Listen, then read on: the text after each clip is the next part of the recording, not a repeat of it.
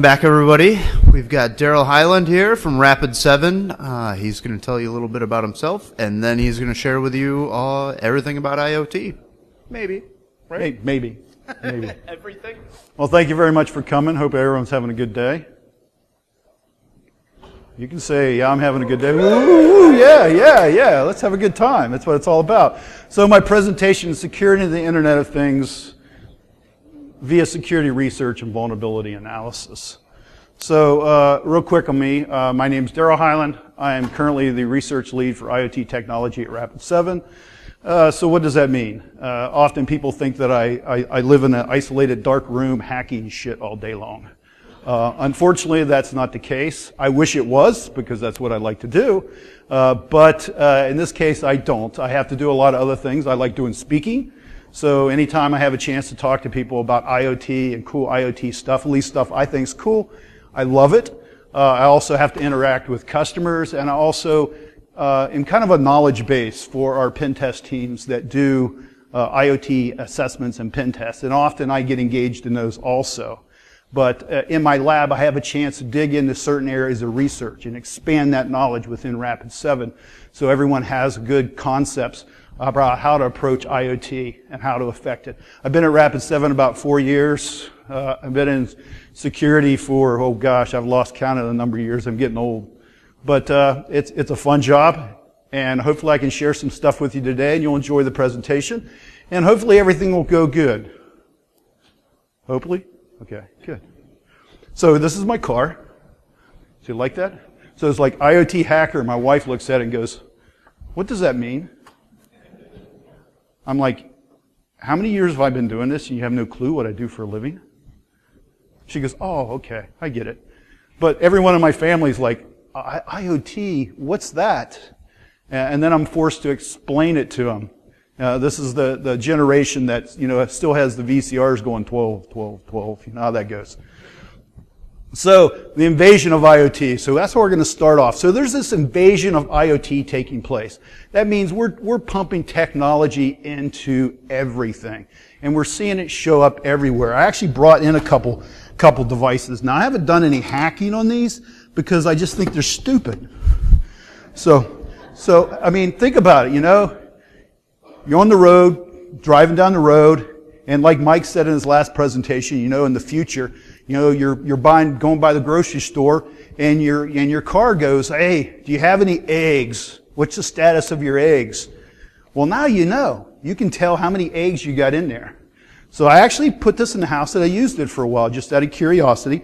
It's an interesting item. I wouldn't recommend it, but I'm actually going to turn this over to the guys doing the Open Hacking Village. Give this to them as one of the products. So if you want to hack on something, you'll have an egg crate to hack on when you go over there. It's Wi-Fi based, battery powered. You pull the lid off, it actually connects into your Wi-Fi and communicates the number of eggs, and it'll actually tell you how many eggs are in there. So I took this out of my refrigerator, but I still have the app on my phone, and it still shows one egg. It's a year old, and it's tagged red. I guess that means I can't eat it, right? So another one of the crazy devices, and I came across this. This is a first response pregnancy test. Okay, so it's actually Bluetooth enabled, so you get an app for it and all that type of stuff. So this is going to be over there too, so if you ever want to hack on a pregnancy test, go for it. Should be fun. So I'm on the road quite a bit traveling, and it was kind of interesting. I was talking to some other people about this one time, and a box are always coming to the house. My wife goes, oh, you received a box today. I'm like, what is it? I'm always buying stuff. Had no clue what it was. She opens it up, and she pulls these out. Okay. Now, most of you out there, if that happened to you, you'd be in shit trouble, okay? And my wife's going, oh, they're just a bunch of IoT-based Bluetooth pregnancy tests. Just totally oblivious. She didn't care. This is like the norm of my household. Crazy things coming in the mail. So this invasion of IoT is one other thing I want to try to do, and we'll see how this works.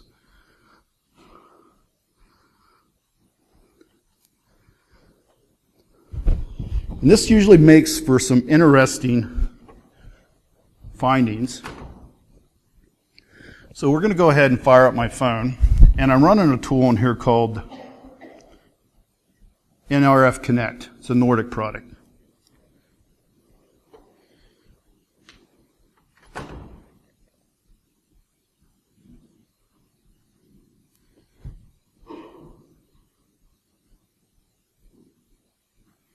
Okay, hopefully you guys can see this. So we're going to fire this thing up.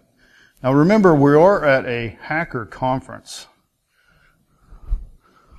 So let's see how secure you people are. Oh, dear God, people. Vivo Active? I wonder what that is.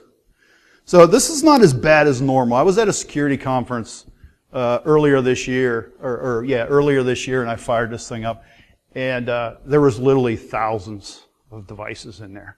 I'm like, okay, so if you have Bluetooth enabled, turn it off. Come on.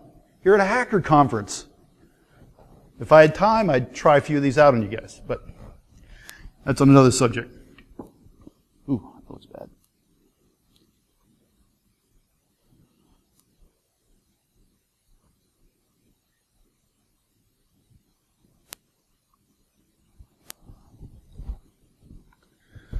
So let's go ahead and get started. So now that we've looked at kind of that whole invasion of IoT, you've seen a couple products. We're literally putting technology into everything.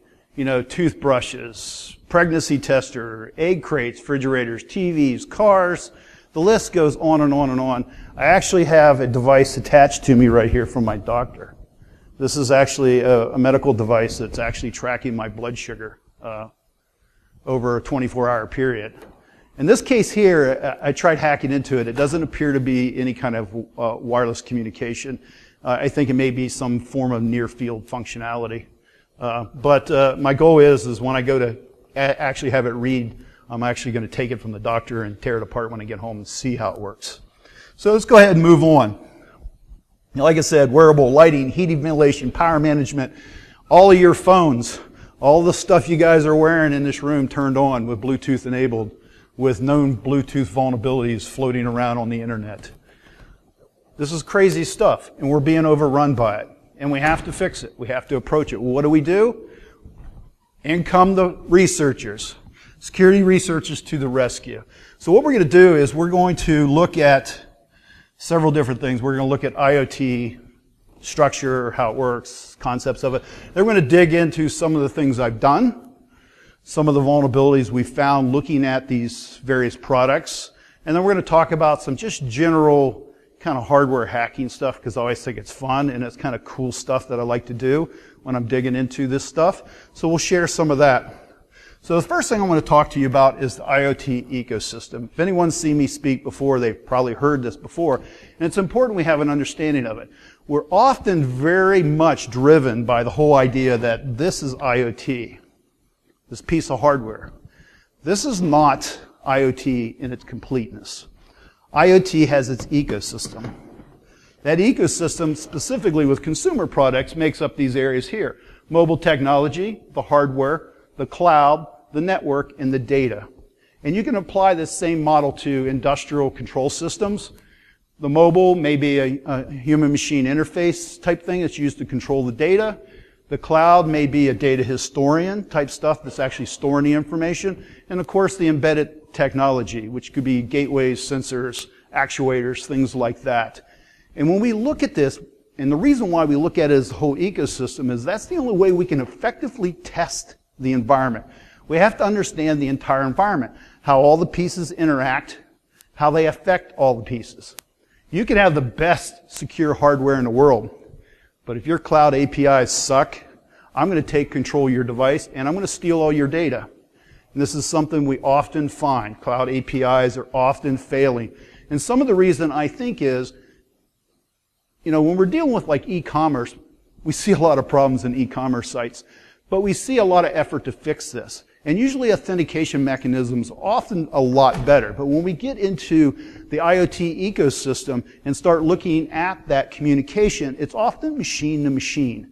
And when we see machine to machine communication, I think these developers don't think that we can hack into it because it's a machine talking to a machine. Let me tell you, they are totally wrong.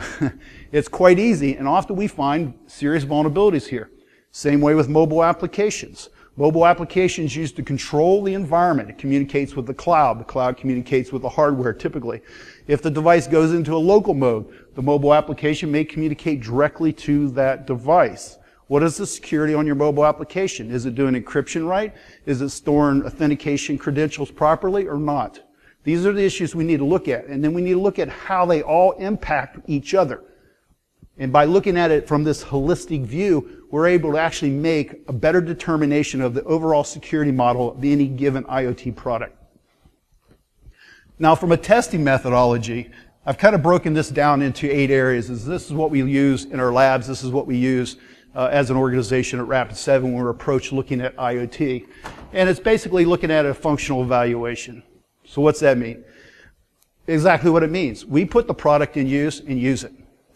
Anytime I'm actually going to do testing on a product, I use it. Implement it in my house and I live with it. Weeks, days, months, some of it's still in my house running right now because I actually like the technology. And by understanding that, it makes it easier for us to test it because now we start to understand that whole ecosystem and all the pieces and parts. Device recon.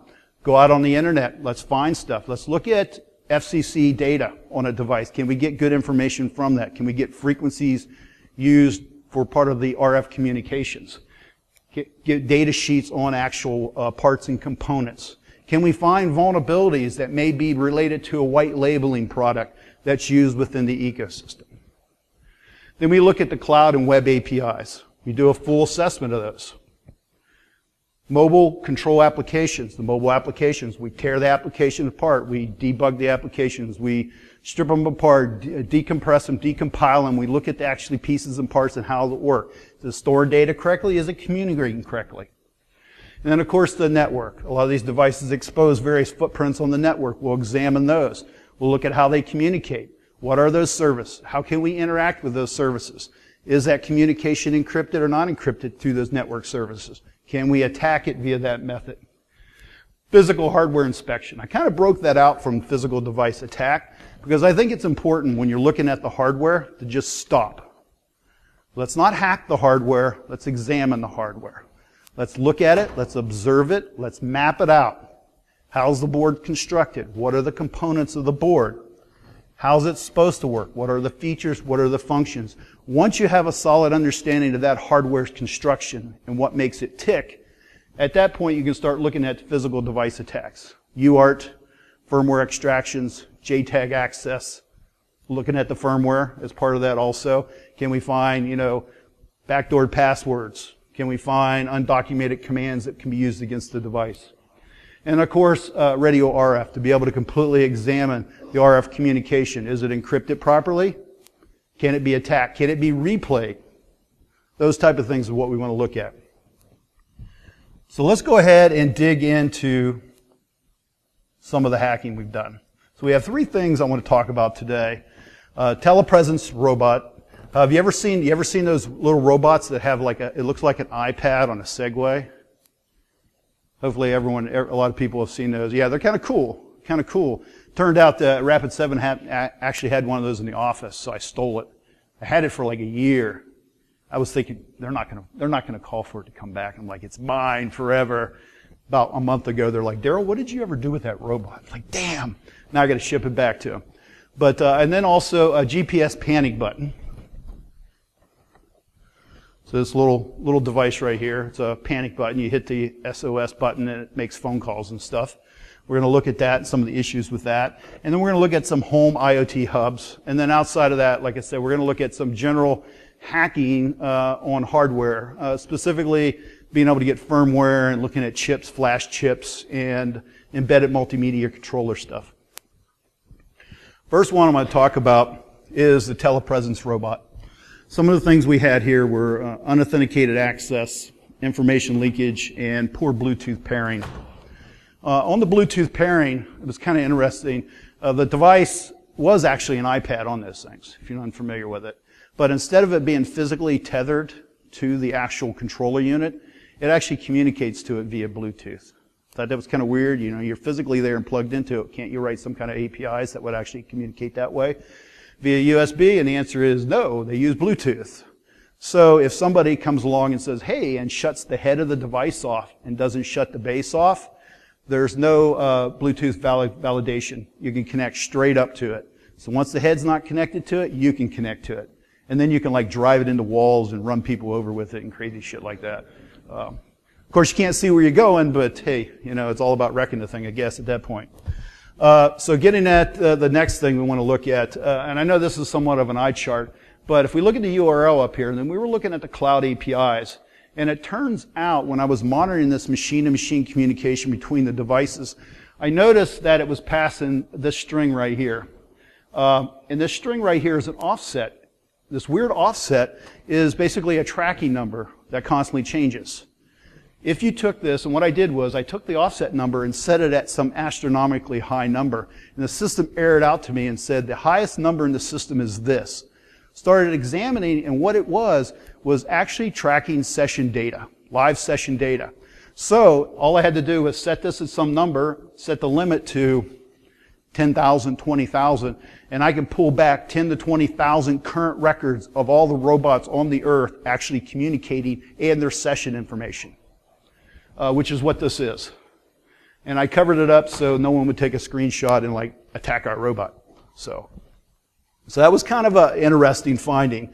We continued on looking at it, and we also found the installation key functionality. So when we make this call for installation and grab the offsets, we could do the same thing. This gives us the ability to gain access of the latitude, the longitude, the serial number, the name of the device for every robot on the face of the earth if we wanted to get it. So now we know all the robots, we can figure out where they are with the latitude, longitude, and thank God for Google Maps, we could probably track it right down to the business that owns the device if we wanted to. So those were some of the vulnerabilities that were found dealing with that machine-to-machine communication that was taking place and how that there was no solid authentication process within this model. And by taking that, we were able to attack it. The next one we had was dealing with what's known as a robot key. This is the key to the kingdom. So when you set the robot up, a key is generated for that robot. That key always stays the same. Every time you set up a new user for that robot, he's assigned an actual driver token. That driver token is nothing but his web session cookie. So every time he logs in, he gets the same cookie, giving him the ability to control this robot. This communication was going back and forth between the robot and the cloud APIs. If you man in the middle and gain access to the robot key, at that point, you could replay this robot key in this command right here, and the device would return you a list of all the users and their control session tokens used to take over and control the robots remotely. So a serious flaw. The only protection was you had to man in the middle of the data. It was encrypted, so you had to set up some way of actually attacking that. So in most cases, you would probably have to have some kind of physical access to the robot. It is an iPad, so you can actually put an actual pivot through it so you can actually capture the data, which is what I did, and we were able to gather this data. Is this interesting? You are a quiet crowd. You guys ate too much for lunch. It's like sleeping. You should have drank more for lunch. Way much more exciting people out there. So the next one is the GPS panic button. This one suffers from a lot of things. Poor design, non-SSL communication. There were some bounds checks. We couldn't actually trigger any kind of exploit with them. And there was, they actually had a real-time tracking web service associated with this, which was total fail. Last time I checked, it is still total fail. It was never fixed, even though we reported it. So this has an interesting story. So why did I look at these devices? I normally wouldn't have done this, but a reporter from the Associated Press came to us, and they said, you know, in Colombia, South America, the government is recommending that dissidents that are in fear of being kidnapped by Colombian drug lords or other people should actually purchase one of these GPS panic buttons and use it. And that way they can be protected. And AP said, hey, you know, you guys have time, And since I am a researcher, I have time, to actually look at some of this stuff. So we took this on as a project. And we had a couple interesting finds. The first one deals with the poor design. So, and this also points out another thing when we're talking about that whole examination, my 8 steps, the whole recon. The actual owner's manual is probably one of the best tools in the world when hacking technology. You need to look at the owner's manuals. So in this case here, the way this device works is it uses SMS messages. So you can configure it with SMS messages. And you can also put a 6-character PIN on it.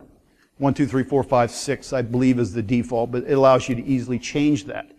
Once that's set, then you cannot send SMS messages to this device and get it to do anything or respond back without that 6 PIN being attached to the beginning of it.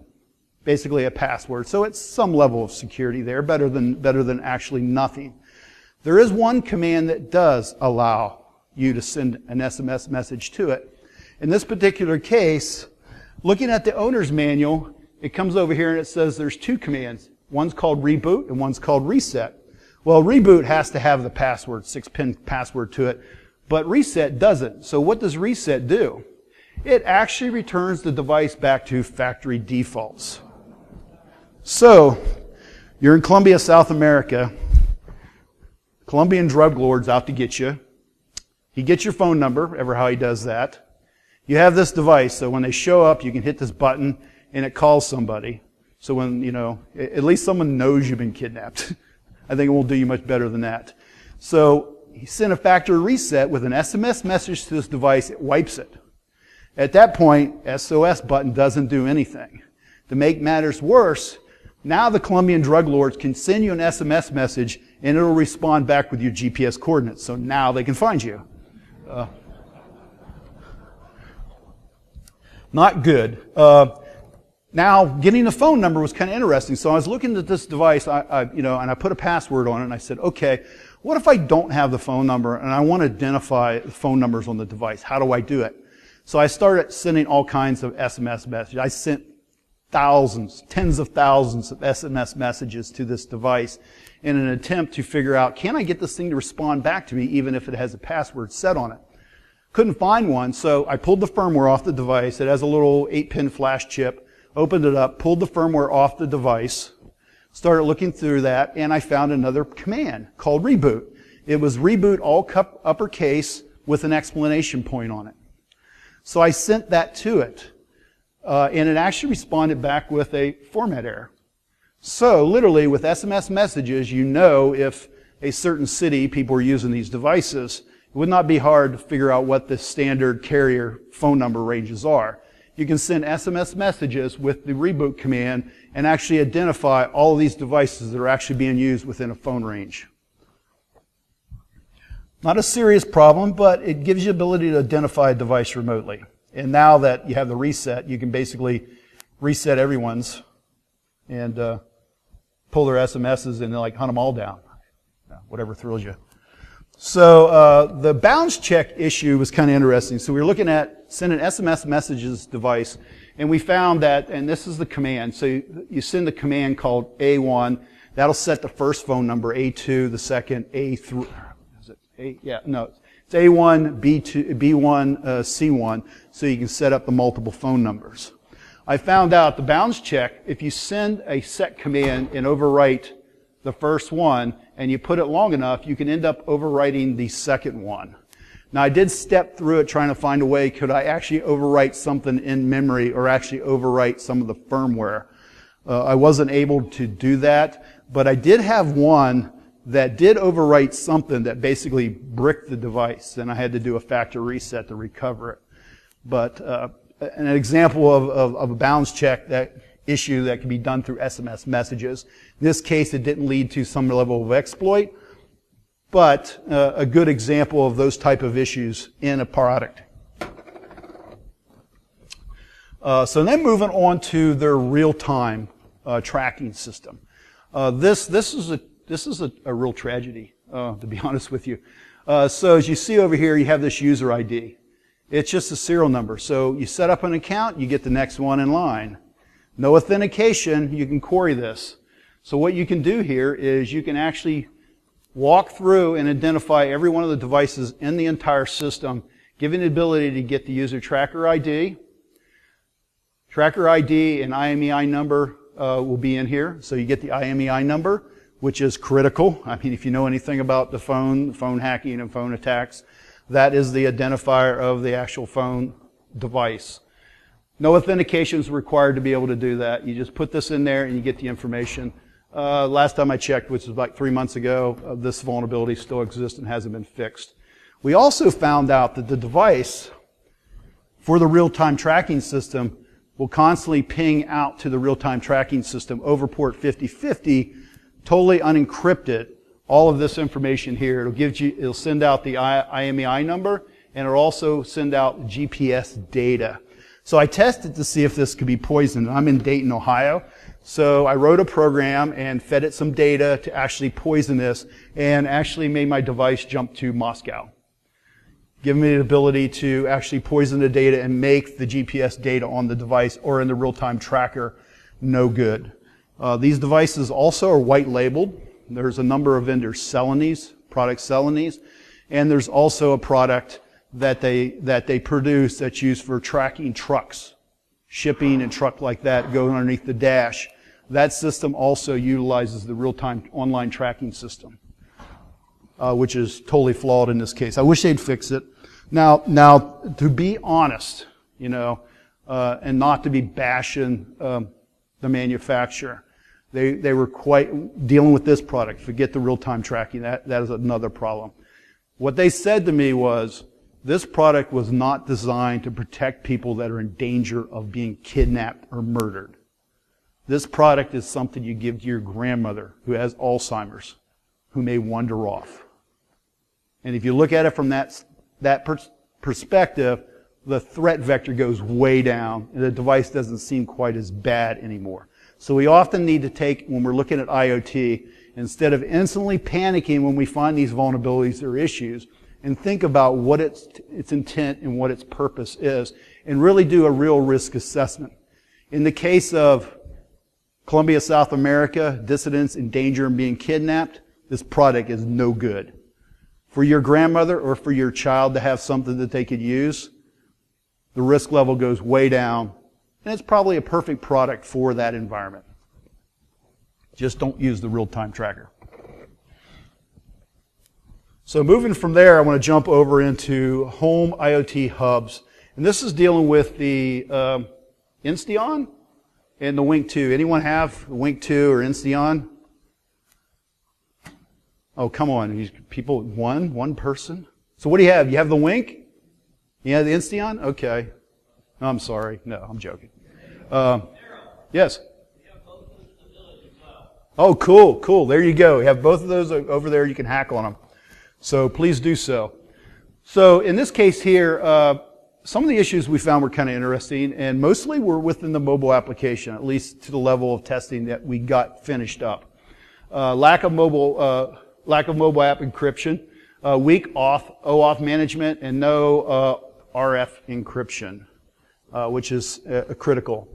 So start when we want to look at the Insteon. So we looked at the mobile applications on these, and we found out, and this is an ongoing issue I wish would be fixed. I just wrote a blog that we published earlier this week on the subject. Every time, or at least most of the time when I'm looking at IoT Technologies mobile application, user credentials are being stored on the device unencrypted. In this case here, we have the actual password to gain access to the services online to control the device. We also have the hardware hub and username and password was actually stored on there for the actual Insteon. This is kind of cool. The Insteon actually has a unique username and a unique password for every device. I kind of like that. It's kind of cool. It makes it way much harder for somebody to brute force these things if they attempted to. But yet we need to get away from this. If we're storing this on, an iPhone or an iPad or something like that, those devices have a little better security. They're a little harder to hack into exterior. But these were pulled off an Android.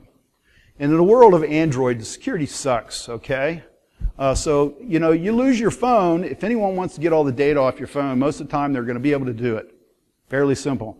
And if you don't even make an attempt to put some kind of PIN number on there to unlock the device, it's going to even be easier for it. So how many people here have lost phones? I would expect a number of people. I've lost phones before. I was lucky to be able to track it down because I called it and the person at the other end was like a decent human being. But that's not always the case out there. So we're losing the phones in cabs and leaving them in hotels and dropping them when you're out drunk at hacker conferences. So, you know, you go out and you get drunk and you drop it at a hacker conference. I assure you, they are going to open it up and look at your data. Either that or they may be nice enough to contact you and return it to you, which I did lose it at DEF CON and the person returned it to me, so that was nice enough. And no, I wasn't drunk. So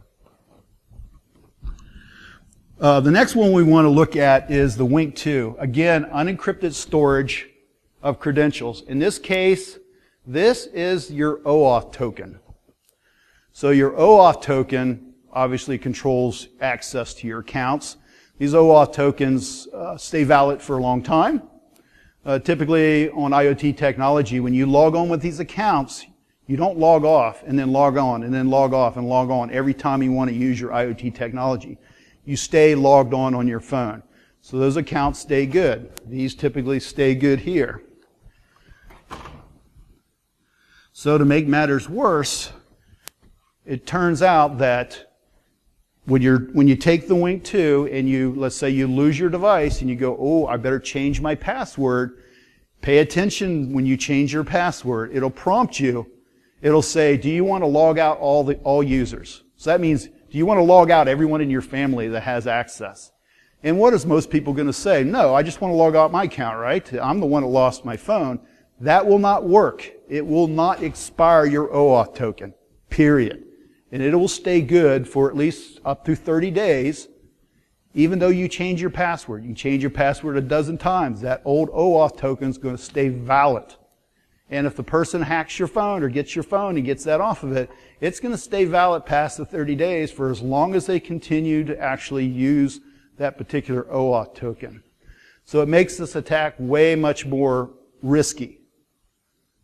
So in cases like that, like I said, when you lose your phone and you happen to have a Wink 2 and you go to change your password, or anytime you go to change your password, make sure you select log off all users. Because if you don't and you just log off yourself, it will not clear your token.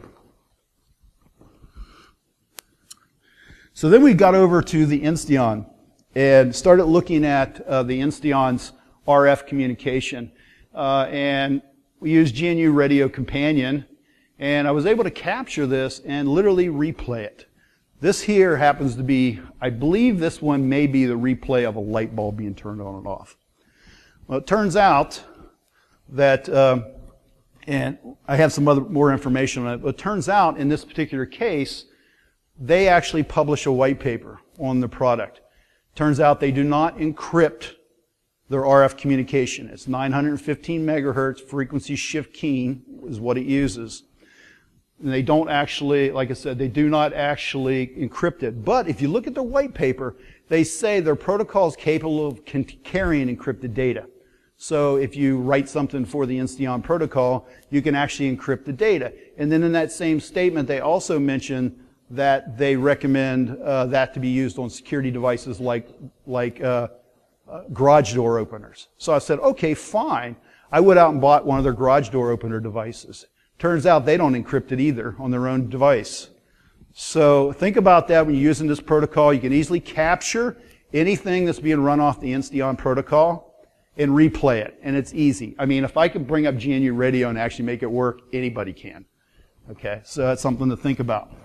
So this brings us to when we're trying to analyze further the Insteon protocol, I'm trying to figure it out. It turns out that the actual protocol is completely different than their white paper on the protocol.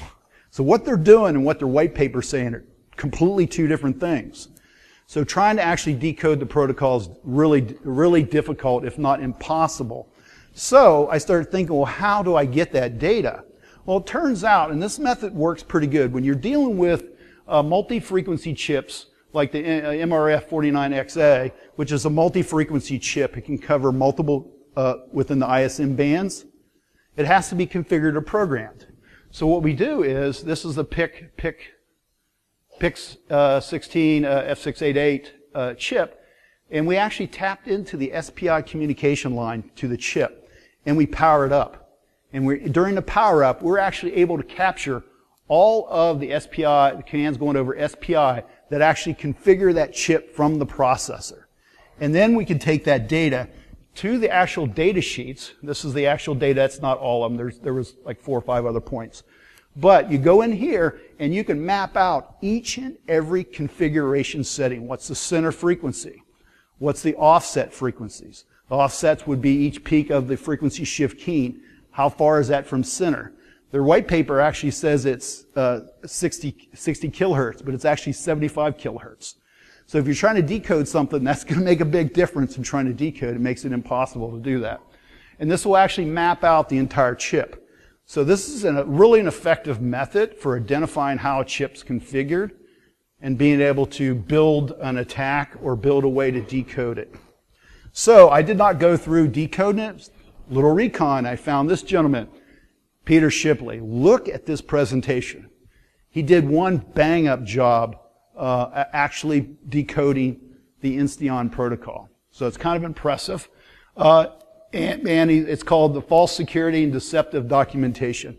So he was a little critical of Insteon because their white paper didn't match their current configuration standards for the Insteon protocol. I'll give him the benefit of the doubt. Things change. When you develop something and you write a white paper and put it out there, and years later, your product may change. Your protocol standards may change a little bit. And I think that happens to be the case. They just didn't bother going back and redocumenting it in an old white paper. But check this out. He also has some code for actually decoding the Insteon protocol. So from there, we'll go with fun with firmware extraction.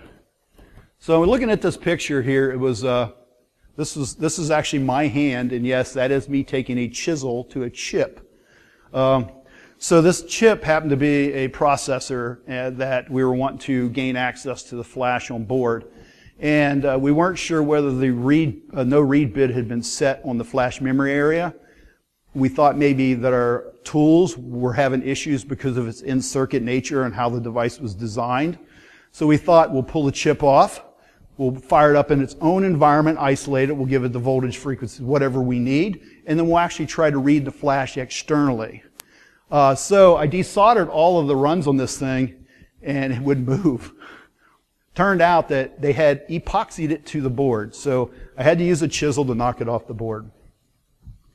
So this is the inside of a Wink hub, and as you see, the flash memory chip is not there. It's a TSOP48. Actually pulled it off. I have a video of doing that on another device.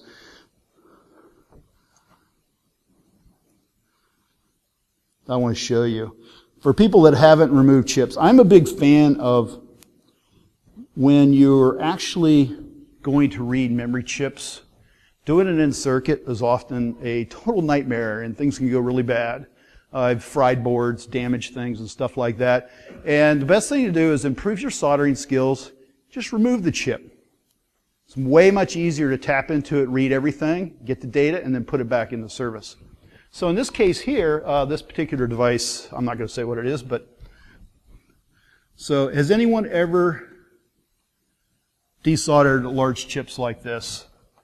So we have, I'm trying to think of the actual product, ChipQuick. So has anyone ever used ChipQuick? Ain't that a lifesaver? It is sweet. So you look at this.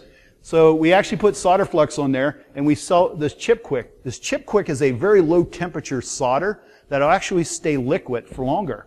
It melts at like under 200 degrees. So you put that on there, heat it up real quick, and off comes the chip.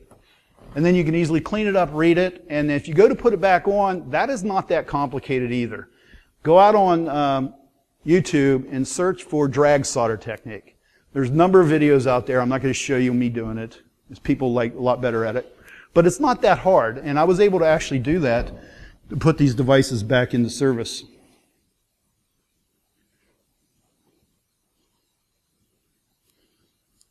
So in this case here, I pulled the chip off, I pulled the firmware off the chip so I'd have it, and then I went to put the firmware, or put the chip back on. And the first thing that went through my head is like, you know what, Daryl, as soon as you put this chip back on there's going to be a new firmware upgrade, and you're going to want that firmware, and you're going to have to remove the chip and start all over again.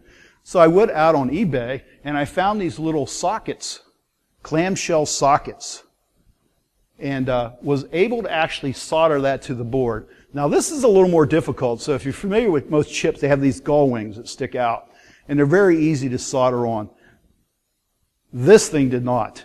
The pins went straight down.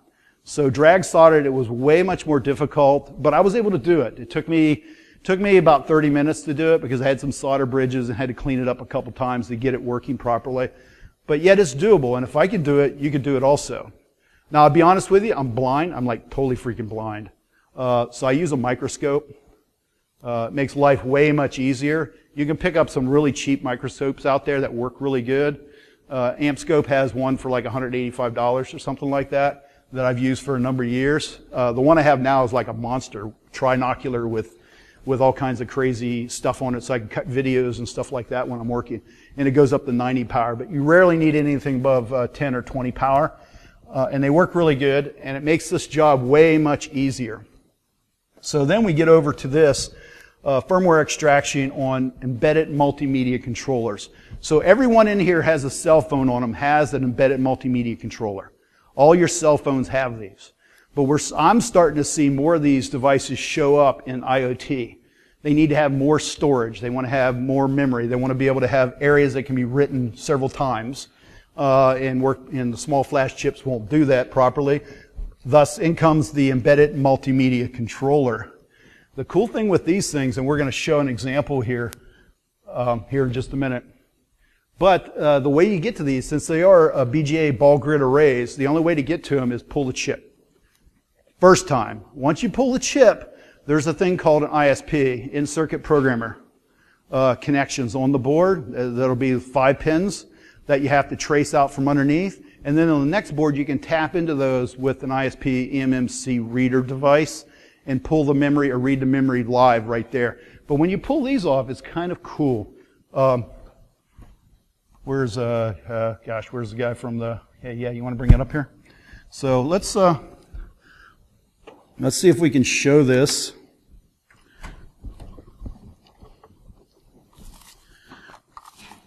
So you actually pull the chips off the board.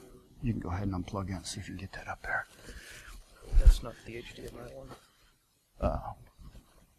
It only has HDMI. Damn. I don't think it has it, does it? Nope. No. Does it have VGA or is it just HDMI? Well, shit, that ain't gonna work. Well, so much for that plan. What the hell in a handbasket, didn't it? Do you?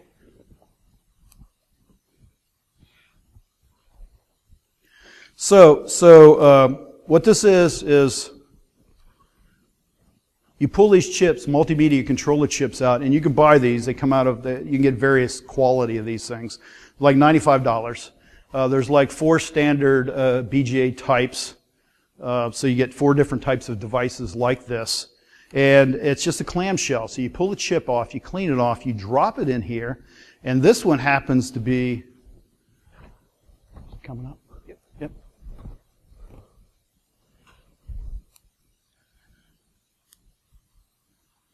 Go ahead and plug that in. Hopefully it works. Because they're touchy, because you have all those pins on the bottom that have to attach up. So hopefully this plugs in okay. There it goes. And instantly mounts up all the file systems. So for people that are used to using Benwalk and have to extract out firmware, nah, you don't have to do that anymore. You just plug it in, and instantly you have all the file systems. This happens to be the file systems for an Amazon Echo Dot that was disassembled at home, giving you access to all the file structures. So it's kind of sweet. I mean, I was like, when I first came across one of these devices, I'm looking at it and going, okay, what the hell's this?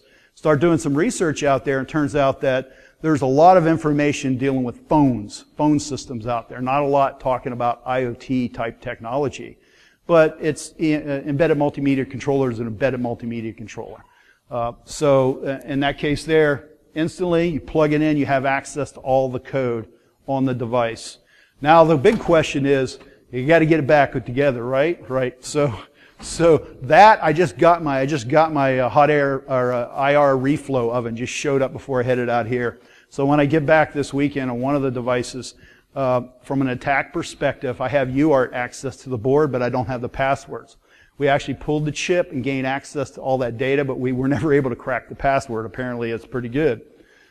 So what I'm going to do is actually rewrite the chip, because in this case, they're not doing any secure boot functions, so they're not checking, from what I can tell, the security or alterations of data on the device. So we're actually going to rewrite the chip to actually give me another account and another password with root level privileges, and then we're going to take hot air reflow and IR systems, and we're going to actually reball the chips and put them back into service, giving us that ability to actually take the testing or attack vectors much further. And that way we can actually have UART connection straight to the actual device with full root privileges so that we can do further testing within that environment. I thought you guys would find that interesting. Most people are not familiar with it because, like I said, most of us don't always deal with chips. And most of this technology seems to have been within, the actual phone systems. And I don't take phones apart. That's not my job. My job is to take IoT apart and examine it. And this works pretty good. One of the examples we had, and one of the testing we were doing, turned out that we discovered, some work for a customer, and we actually helped them quite a bit by using this technique. It turned out that their factory reset was not clearing previous customer data, as an example.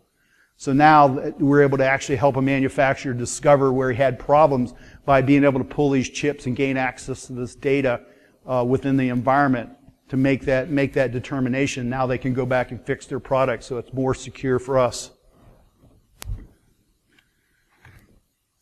So, in conclusion, what have we learned? Well, let's not go away thinking IoT is broken, IoT is not broken, okay? That's why us as security professionals should be constantly looking at IoT, whether you're looking at the cloud APIs, the firmware, the hardware, the mobile applications. All of us that are involved in this area should continue testing, continue striving to actually discover these vulnerabilities, create an awareness out there so manufacturers can move forward with actually removing these things and securing their products so everything's better for all of us. And that's the answers there. So how researchers help. Again, we help the customers, the vendors, and the consumers. Our ultimate goal, my ultimate goal is to make products better. To get my customers that come to us with issues or with products that they need tested, and we can help them make it better. So that we're not moving further down the road in an unsecure world as this IoT proliferation takes place. The ultimate goal is to solve those issues. And I think as researchers, testers, evaluators, we're able to actually do that. So any questions? Yes, sir.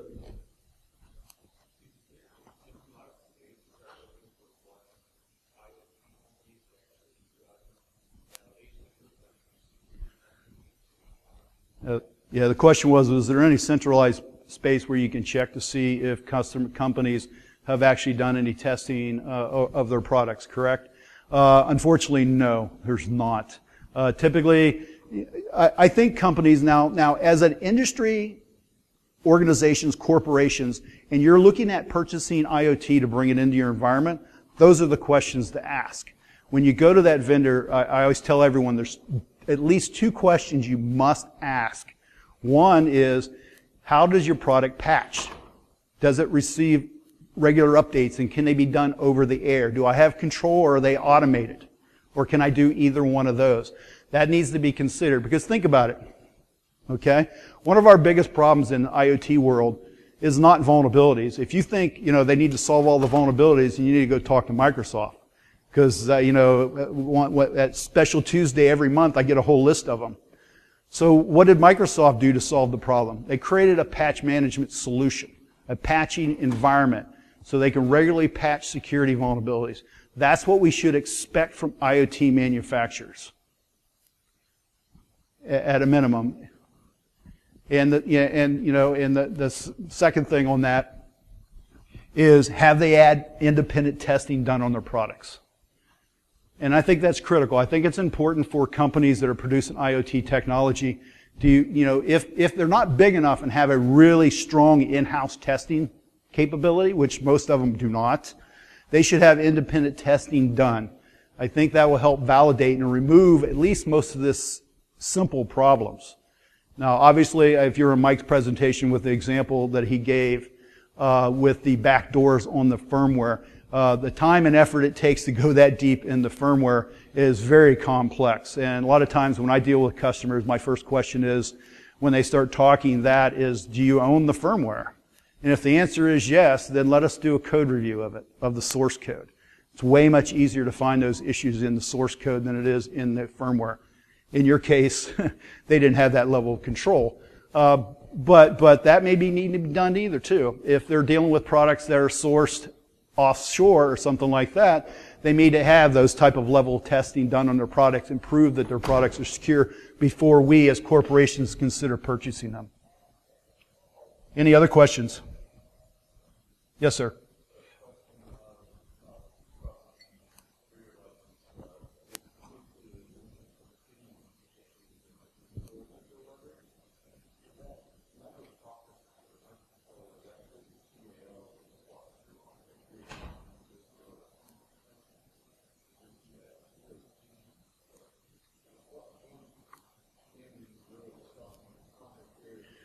Well, I mean, yeah, that testing went through that level, but this attack vector that was actually discovered is something new. Is it a new attack vector? It had never been considered before. It isn't like we're dealing with a known vulnerability, because we don't want known vulnerabilities ended up in our code base. That we should be better than that as producers. But when a new vulnerability comes out like that, the ultimate thing is how do we patch it? Second, which is questions was raised by this, how do we identify devices that contain these chips? That's what we're struggling with, because the supply chain, there is no effective tracking within the supply chain of what chips are used in what devices. So if we have those type of vulnerabilities, how do we identify the products that may have that? Especially if the vendor or manufacturer is gone now and the product's still in use in large scale. These are things we're still struggling with, and we need to work them out. We need to figure out, moving forward in the future, how do we deal with the supply chain issues and the use and reuse of open source code or new vulnerabilities being discovered in shared code bases. So, I think that probably finishes up. Thank you very much. Hope you enjoyed it.